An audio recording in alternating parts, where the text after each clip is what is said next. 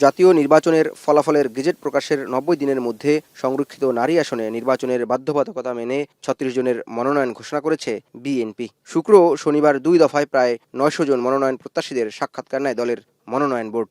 বুধবার নয়াপল্টনে প্রধানমন্ত্রীর রাজনৈতিক উপদেষ্টা ও বিএনপির জ্যেষ্ঠ যুগ্ম মহাসচিব অ্যাডভোকেট রুহুল কবির রিজভী মনোনীতদের নাম ঘোষণা করেন, যেখানে যোগ্য ও ত্যাগীদের মূল্যায়নের কথা জানায় দলটি। ত্রয়োদশ জাতীয় সংসদের সংরক্ষিত মহিলা আসনের নির্বাচনে বাংলাদেশ জাতীয়তাবাদী দল বিএনপি ও জোটের প্রার্থী তালিকা: মোসাম্মদ ফরিদা ইয়াসমিন, নুরুল ইসলাম, বিলকিস ইসলাম, খয়রুদ্দিন আহমেদ।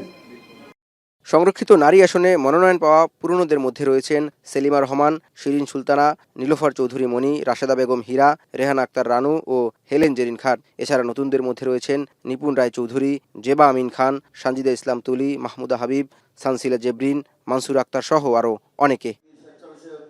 এর আগে সোমবার সকালে দলের কেন্দ্রীয় কার্যালয়ে গুম হওয়া বিএনপির সাবেক সাংগঠনিক সম্পাদক ইলিয়াস আলীর সন্ধান চেয়ে আলোচনা ও দোয়া মাহফিল অনুষ্ঠিত হয়। এ সময় জ্বালানি সংকট নিয়ে রিজভী বলেন, ভর্তুকি কমিয়ে বিশ্ববাজারের সাথে দাম সমন্বয় করে জ্বালানি তেলের দাম কিছুটা বাড়িয়েছে সরকার।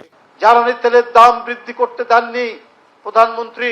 যখন জনগণের কাছ থেকে ডিমান্ড আসছে, যখন জ্বালানি তেলের জন্য বিরাট লম্বা লাইন, যে কোনো উপায় নেই, হরমুজ প্রণালী নিয়ে যে ঘটনা চলছে, যে যুদ্ধের আবহ তৈরি হয়েছে, পার্শ্ববর্তী দেশ সহ অন্যান্য দেশে জ্বালানি তেলের দাম হু হু করে বৃদ্ধি করেছে, তখন জ্বালানি তেল নিয়ন্ত্রণে রেখেছিলেন সরকার।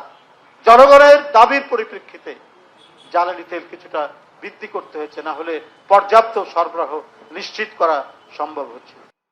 জ্বালানি তেল ও গ্যাস নিয়ে কেউ যেন সিন্ডিকেট করতে না পারে তা নিশ্চিত করতে সরকার কঠোর বলেও জানান প্রধানমন্ত্রীর রাজনৈতিক উপদেষ্টা। কিন্তু সেটা মানুষ চাক্ষুষ প্রমাণ চায়। জওয়াদ মাহমুদ, এখন, ঢাকা।